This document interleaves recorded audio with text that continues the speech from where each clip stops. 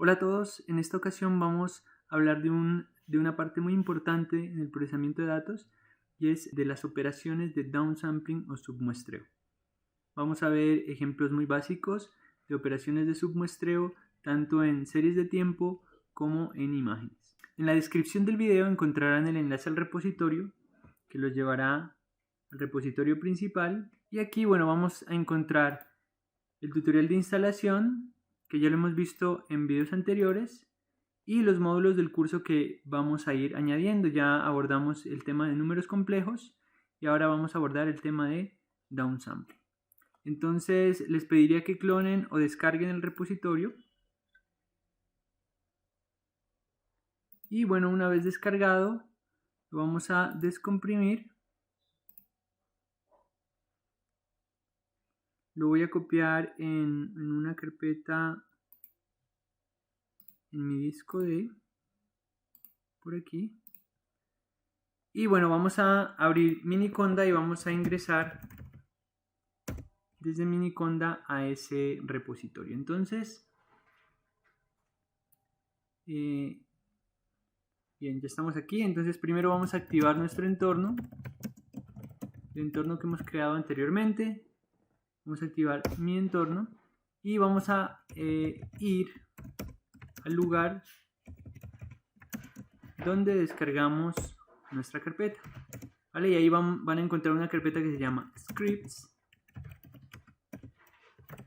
y vamos a ejecutar desde aquí entonces Jupyter Notebook. Bien, y en esta carpeta entonces vamos a tener acceso a los módulos. El módulo que vamos a abordar ahora se llama downsampling y en esa misma carpeta vamos a encontrar unos archivos que vamos a usar para el procesamiento. Dos archivos CSV y un archivo JPG. Veamos entonces qué contenido tenemos en nuestro documento de Jupyter. Bien, básicamente vamos a usar las librerías de pandas y sklearn para ilustrar el proceso de submuestreo tanto en series de tiempo, es decir, en señales de una dimensión, como en datos en dos dimensiones o en imágenes.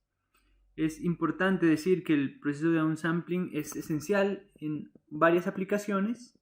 Algunas situaciones importantes donde usamos submuestreo son cuando tenemos límites en la capacidad de procesamiento, queremos reducir el tamaño de los datos, porque tal vez consideramos innecesario procesar muchos datos. Por ejemplo, si tenemos, digamos, un sistema cuya variación es muy lenta, por ejemplo, si tenemos datos de un sensor de temperatura y hemos muestreado físicamente, digamos, ese sistema con un sensor y lo hemos mostrado muy rápido, es decir, una planta de temperatura que varía lentamente y le hemos mostrado, por ejemplo, a 30 milisegundos, pues seguramente vamos a tener muchos más datos de los que necesitamos. Entonces podríamos eventualmente hacer downsampling para reducir la cantidad de datos.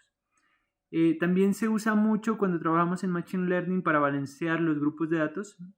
Cuando tenemos datos de un dataset, por ejemplo de entrenamiento de varias clases, posiblemente en algún momento nos encontremos de que una clase tiene más datos que la otra, o unos tipos de datos son más abundantes que otros, y entonces es necesario balancearlas, porque no tener clases con datos balanceados puede ocasionar sesgos en el proceso de entrenamiento, y para balancear los datos tenemos dos opciones: o aumentamos los datos de la clase que tiene menos datos, o disminuimos datos de la clase que tiene más información, y entonces ahí podemos aplicar downsampling. Veamos primero en series de tiempo un ejemplo muy pequeño pero muy útil. Vamos a importar la librería de pandas para manejar los datos y matplotlib para graficar. Luego vamos a cargar un archivo CSV que se encuentra en nuestra carpeta data, que se llama ventas. Básicamente son los datos de unas ventas durante 3 años de un producto, ¿vale? Tiene el número de meses y el valor de las ventas de ese producto. Entonces básicamente leemos el CSV y mostramos, digamos, los primeros datos para verificar qué información tenemos. Entonces básicamente tenemos meses y un valor de ventas. Luego podemos graficarlos de una forma muy fácil. Simplemente llamamos a plots, lo vamos a graficar como puntos de dispersión. En X vamos a graficar mes y en Y ventas. Y es lo que tenemos aquí. Ahora vamos a aplicar downsampling. Downsampling se puede aplicar con un factor f determinado. Por ejemplo, un factor de 2 hará que obtengamos la mitad de los datos originales, un factor de 3 la tercera parte, y así sucesivamente. Para realizar entonces el proceso de submuestreo vamos a importar esta función de la librería sklearn y vamos a definir un factor. Vamos a definir un factor de 2. ¿Vale? ¿Qué vamos a hacer entonces? Vamos a identificar el número de muestras. El número de muestras será el total de datos sobre el factor que vamos a submuestrear. Y ese valor se lo pasamos a la función de submuestreo. Y entonces vamos a obtener, si corremos esto, vamos a obtener que nuestros datos van a ser submuestreados y entonces vamos a obtener menos datos que la señal original. En particular vamos a obtener la mitad de datos. Esta es nuestra señal o función original o nuestros datos originales. Estos son nuestros datos submuestreados. ¿Qué pasa si ponemos un factor de 3? Pues vamos a tener menos datos aún, ¿cierto?